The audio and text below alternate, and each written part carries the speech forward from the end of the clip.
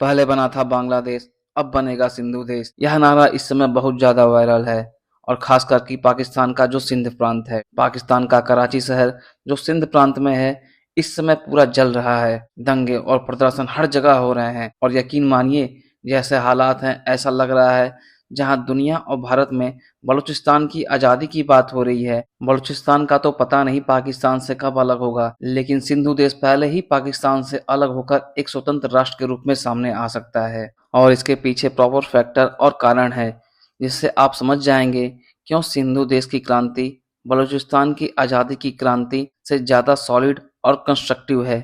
सारी चीजें आपको विस्तार से बताऊंगा, लेकिन इससे पहले सिंधु देश के हालात पे थोड़ा नजर डालते हैं। कुछ हफ्ते पहले भारत पाकिस्तान के खिलाफ एक और ऑपरेशन सिंदूर चला रहा था, वहीं दूसरी ओर पाकिस्तान के सिंध प्रांत में जो पाकिस्तान का सबसे अमीर राज्य है, वहां पर सेना और सरकार के खिलाफ प्रदर्शन हो रहे थे। इन प्रदर्शनों का कारण यह था कि पाकिस्तान का पंजाब राज्य वहां की सरकार द्वारा सिंधु नदी पर कई डैम और नहरें बनाने का काम कर रहा था। आप जानते ही होंगे सिंधु नदी पाकिस्तान की जीवनदायिनी है। यदि सिंधु नदी सूख जाती है तो पूरा पाकिस्तान सूख जाएगा और हमेशा के लिए समाप्त हो जाएगा। खासकर पाकिस्तान का सिंध राज्य जो इस पर हद से ज्यादा निर्भर है। कराची जिसे पाकिस्तान का बॉम्बे भी कहा जाता है, पूरी तरह इस पर ही निर्भर है। कृषि के लिए यह पूरा राज्य 100% सिंधु नदी पर ही निर्भर है, लेकिन पाकिस्तान के पंजाब प्रांत में अब इस पानी को खींचा जा रहा है। दरअसल पंजाब प्रांत का एक ऐसा क्षेत्र है जो पूरी तरह से रेगिस्तान है, लेकिन वे सिंधु नदी के पानी को रोककर उन क्षेत्रों में डाइवर्ट कर रहे हैं जो एक तरह से रेगिस्तानी इलाके हैं। इनका मकसद यह है कि इस पानी से कॉर्पोरेट फार्मिंग की जाए,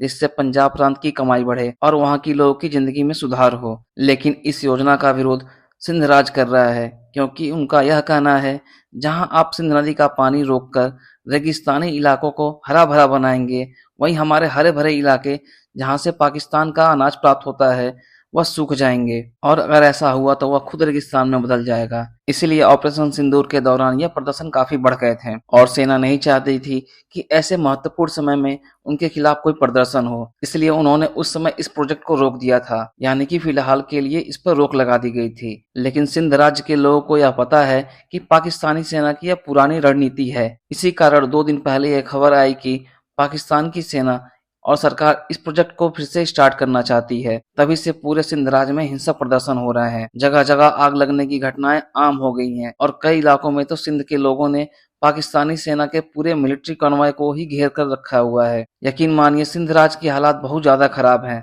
इतना ही नहीं, वहाँ की जो सिंध राज्य की मांग जो पिछले 40-50 साल से उठाई जा रही थी, अब वह उग्र रूप ले चुकी है और यह बलूचिस्तान की आजादी की मांग से ज्यादा वास्तविक लग रही है। इस समय सिंधु देश की मांग का कारण यह है कि बलूचिस्तान के लोग पाकिस्तान की सेना के खिलाफ बंदूक का सहारा ले रहे हैं। इसी कारण पाकिस्तान की सेना उन्हें दबा पाती है, क्योंकि उनके पास एक वैलिड बहाना होता है कि बलूचिस्तान के लोग हम पर फायर कर रहे हैं तो हम भी उन पर फायर करते हैं। लेकिन सिंधु देश के लोग सिविलियन प्रोटेस्ट कर रहे हैं, लोग सड़कों पर उतर रहे हैं। वहां के वकील पाकिस्तान की सुप्रीम कोर्ट में जाकर प्रदर्शन कर रहे हैं। वहां के सरकारी अधिकारियों को घेर कर उनके दफ्तरों में बंद कर दिया गया है। लगातार हाईवे और सड़कें ब्लॉक कर दी गई हैं। इसके अलावा सिंध के लोग अधिक एकजुट और संगठित हैं। एक बात ध्यान में रखें, सिंध के लोग सबसे ज्यादा विदेश यात्रा करते हैं, इसीलिए वे सबसे अधिक अमीर हैं। कराची जैसा शहर उनके पास है, इसलिए उनके पास पैसे की कोई कमी नहीं है। बलूचिस्तान के लोगों की तरह यदि भविष्य में वे हथियार उठाने का निर्णय लेते हैं